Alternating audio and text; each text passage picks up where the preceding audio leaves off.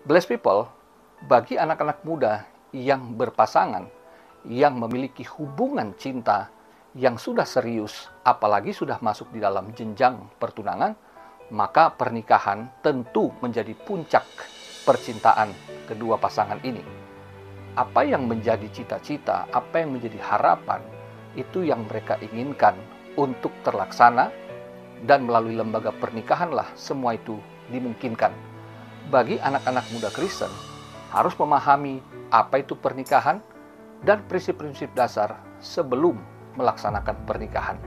Untuk itu, di sesi kali ini saya mau sampaikan hal-hal yang praktis, yang sederhana, bagaimana seorang anak muda mempersiapkan dirinya untuk melangkah ke dalam ikatan pernikahan yang suci, yang sakral, bagi kemuliaan Tuhan.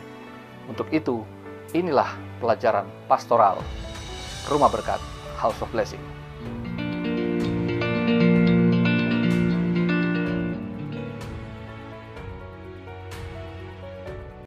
Blessed people, pernikahan Kristen adalah menyatunya seorang laki-laki dan seorang perempuan di dalam ikatan cinta yang diteguhkan dan diberkati di hadapan Tuhan dan di hadapan jemaat Tuhan. Pernikahan Kristen artinya dua pribadi yang disatukan dalam satu komitmen, dalam satu perjanjian yang dipegang oleh kedua belah pihak dalam satu perjanjian yang sakral, yang kudus, karena diteguhkan oleh Tuhan. Itulah pernikahan Kristen.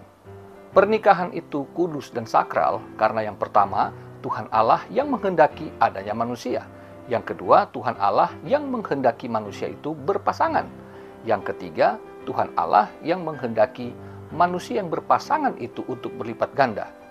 Dan untuk terlaksananya apa yang Tuhan rancang bagi manusia, demi tercapainya tujuan mulia Tuhan bagi dunia melalui manusia, maka Tuhan Allah memberkati manusia itu melalui lembaga pernikahan. Anak-anak muda, sebelum menikah, sebaiknya saudara harus memahami apa yang diajarkan oleh Alkitab, supaya ketika akan melakukan pernikahan, sudah memahami dulu prinsip-prinsip dasarnya.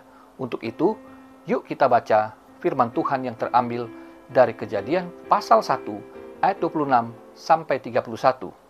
Begini firman Tuhan, "Berfirmanlah Allah, baiklah kita menjadikan manusia menurut gambar dan rupa kita, supaya mereka berkuasa atas ikan-ikan di laut dan burung-burung di udara, dan atas ternak dan atas seluruh bumi, dan atas segala binatang melata yang merayap di bumi.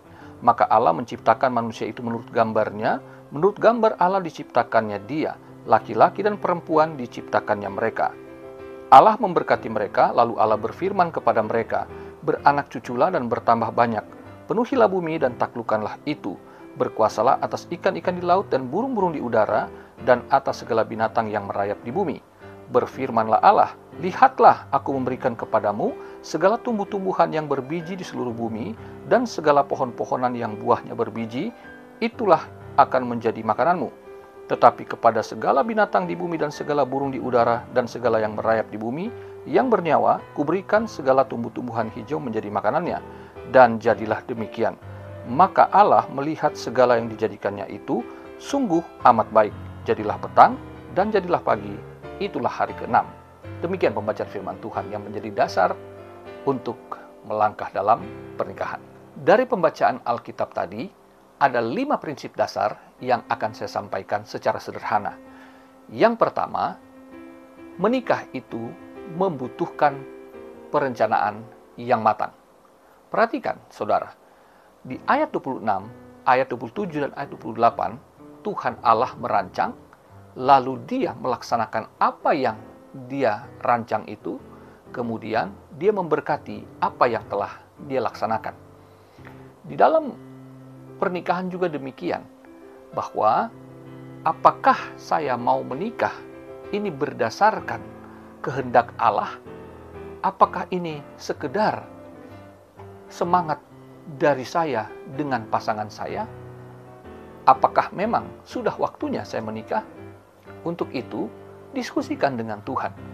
Di dalam ayat 26, Di sana, umat Kristen percaya bahwa terjadi perbincangan antara Allah Bapa, Allah Anak, dan Allah Roh Kudus, Tritunggal Allah, bahwa mereka berdiskusi sebelum kemudian memutuskan untuk melaksanakan dan memberkatinya. Maka, anak muda Kristen harus memperhatikan bahwa pentingnya berdiskusi dengan Tuhan di dalam doa, di dalam pembacaan kitab suci, merenungkan apakah memang sudah waktunya saya untuk menikah. Apakah memang pasangan ini adalah betul-betul yang Tuhan siapkan bagi saya? Kemudian jangan lupa berdiskusi juga dengan orang tua, baik dari pihak laki-laki maupun dari pihak perempuan. Itu perlu. Yang perlu juga diperhatikan oleh pasangan muda, yang utama tentu adalah persiapan mental spiritual, khususnya mengenai kekuatan rohani. Sebab itulah kalian harus yang seiman, karena itulah pasangan yang seimbang, kata firman Tuhan. Karena menghadapi badai kehidupan setelah menikah, apalagi setelah memiliki anak, itu harus dipikirkan bahwa kalian tidak akan baik-baik saja di dalam kehidupan ini. Tetapi jangan khawatir, selama suami istri bersatu di dalam Tuhan, bersatu dalam iman, bersatu dalam doa, bersatu di dalam keyakinan akan kekuatan firman Tuhan di dalam keluarga, maka saudara akan mendapatkan selalu jalan keluar dari Tuhan. Dan jangan lupa juga faktor finansial. Untuk itu, pastikan dirimu adalah seorang yang memiliki pekerjaan sebelum memasuki pernikahan. Karena ketika menikah, saudara harus independen. Saudara nggak boleh lagi bergantung secara finansial kepada orang tua, kepada saudara, kepada keluarga besar, apalagi kepada orang-orang lain. Karena dari firman Tuhan, sebelum Adam dan Hawa diciptakan, Tuhan telah menyiapkan segala sesuatunya. Barulah kemudian manusia dan akhirnya mereka dinikahkan. Jadi Tuhan telah menyiapkan segala sesuatunya sebelum manusia ada. Demikianlah juga dalam pernikahan. Saudara harus memastikan diri saudara, ya nggak harus jadi pengusaha kaya dululah, tetapi saudara sudah memiliki pekerjaan yang dapat menjamin kehidupan keluarga kecil saudara. Ya paling nggak dengan istri dulu pada saat itu, saudara tidak bergantung kepada orang lain. Karena masalah finansial itu juga bisa berabe. Banyak pasangan yang akhirnya clash dan pernikahannya hancur gara-gara masalah finansial. Itu harus dipikirkan dengan matang. Yang kedua, menikah itu membutuhkan iman yang besar. Seperti saya katakan di poin yang pertama tadi, bahwa setelah menikah, apalagi nanti kalau punya anak, tidak selalu kondisi, situasi, keadaan kita akan baik-baik saja. Akan ada banyak tantangan, masalah silih berganti datang. Untuk itu, sebelum melangkah ke dalam pernikahan, maka saudara sebagai pasangan harus bersepakat dari sekarang untuk memulai kehidupan berumah tangga. Sudah dipersiapkan dari sekarang kehidupan yang penuh iman kepada Tuhan. Bagaimana kalian berjalan bersama-sama di dalam beribadah kepada Tuhan, bagaimana kalian berdoa bersama, meyakini kebenaran firman Tuhan akan membangun rumah tanggamu yang menjadi landasan rumah tanggamu. Maka melangkahlah dengan pasti bahwa meskipun nanti akan ada banyak badai gelombang, tetapi saudara akan dapat berjalan di atas gelombang karena saudara bersama dengan Tuhan. Haleluya. Banyak orang berpikir negatif, sudah memikirkan dulu seandainya nanti kalau kita menikah dan akhirnya kita bisa bermasalah dan gagal di tengah jalan, maka apa yang harus dilakukan? Perceraian, bagi harta gono gini, itu semua adalah pikiran-pikiran yang keliru. Tetapi pikirkanlah apa yang baik, apa yang kudus, apa yang berkenan, kata firman Allah. Pikirkanlah hal-hal yang benar, bagaimana rancangan Tuhan adalah rancangan masa depan yang penuh harapan, termasuk di dalam rumah tanggamu. Sebab itu milikilah iman yang besar. Akan ada tantangan, tetapi jangan takut, Tuhan pasti menolong saudara. Yang ketiga, menikah itu membutuhkan berkat Tuhan. Ketika saudara masuk dalam pernikahan, maka gembala atau pendeta, romo atau pastor meneguhkan dan memberkati saudara dalam pernikahan itu. Dengan demikian, saudara akan memasuki rumah tangga dalam perkenanan Tuhan. Tuhan pasti hadir di sana dan memberkati rumah tanggamu dan pekerjaanmu, baik saudara yang bekerja di luar atau sebagai usahawan, atau saudara yang hanya menjadi ibu rumah tangga, keduanya pasti diberkati Tuhan, karena Tuhan telah berkenan dan hadir di tengah-tengah rumah tangga saudara. Tetapi jangan lupa, sebelum saudara menikah, perkenanan Tuhan itu juga harus saudara pikirkan, yaitu dengan menjaga kekudusan hubunganmu saat ini. Contoh, Yusuf, sebelum dia menikahi Maria, sebelum Yesus lahir, ditulis oleh Alkitab, Yusuf tidak pernah meniduri atau berhubungan seks dengan Maria. Dia menjaga kekudusan hubungan itu, karena hubungan yang diberkati Tuhan adalah hubungan yang berkenan kepadanya.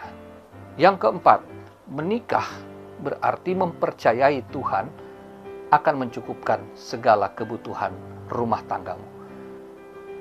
Banyak orang yang ketika memasuki pernikahan, mereka khawatir, apalagi kalau ada masa resesi, ketika menikah di masa pandemi, atau seperti hari-hari ini sudah endemi tapi belum normal. Ada banyak orang khawatir, tetapi percaya saudaraku, bahwa ketika saudara dengan iman yang teguh dan percaya bahwa Tuhan berkenan atas hubunganmu, bahwa Tuhan kemudian memberkati pernikahanmu, jangan pernah takut. Tuhan telah menyiapkan segala sesuatunya. Makanan disediakan bahkan sebelum manusia itu ada. Sebelum manusia bekerja, Tuhan telah menyiapkan. Artinya segala kebutuhan hidup manusia, termasuk pasangan suami istri, adalah tanggungan Tuhan. Jadi anugerah Tuhan itu meliputi bukan hanya secara rohani, tetapi juga secara holistik. Rohani, jiwani, dan jasmani. Saudaraku, jangan khawatir akan pekerjaanmu yang mungkin tidak besar.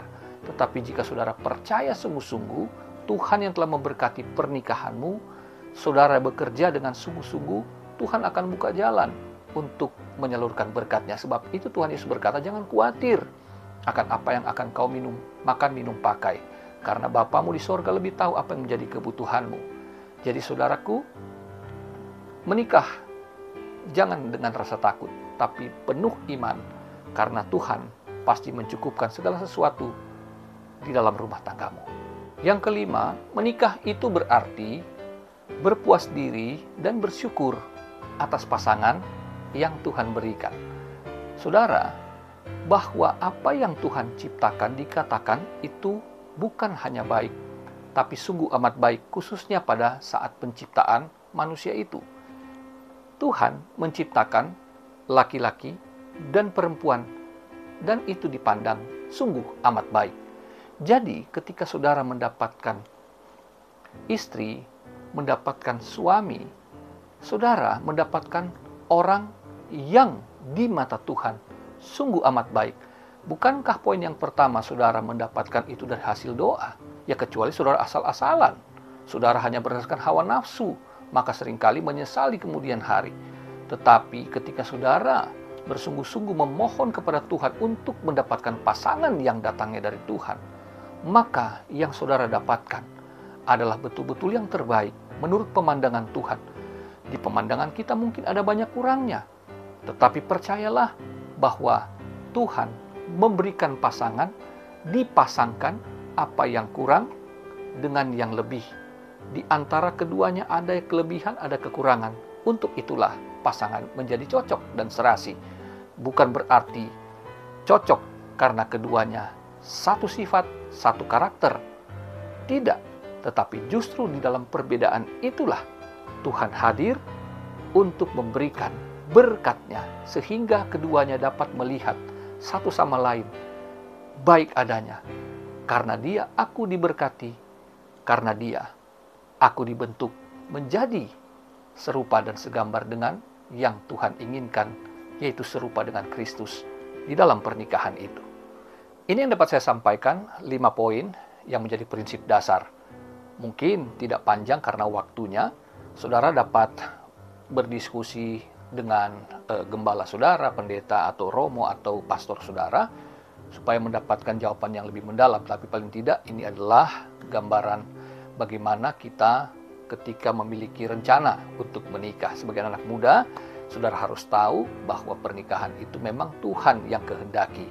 Saudara meresponinya dan percaya bahwa bersama dengan Tuhan, saudara dapat menikah, saudara dapat menikmati hubungan pernikahan itu, dan saudara juga akan mendapatkan jalan keluar ketika dalam pernikahan saudara dalam masalah. Dan yang terpenting, kehadiran Tuhan di tengah-tengah kehidupan rumah tangga yang nantinya saudara akan jalani. Saya akan berbicara lagi nanti mengenai pernikahan di sesi-sesi selanjutnya, di vlog-vlog selanjutnya. Terima kasih sudah menyimak. Jangan lupa bantu subscribe, like, dan share jika ini jadi berkat bagi saudara. Sampai jumpa lagi. Tuhan Yesus memberkatimu. Haleluya, blessed people.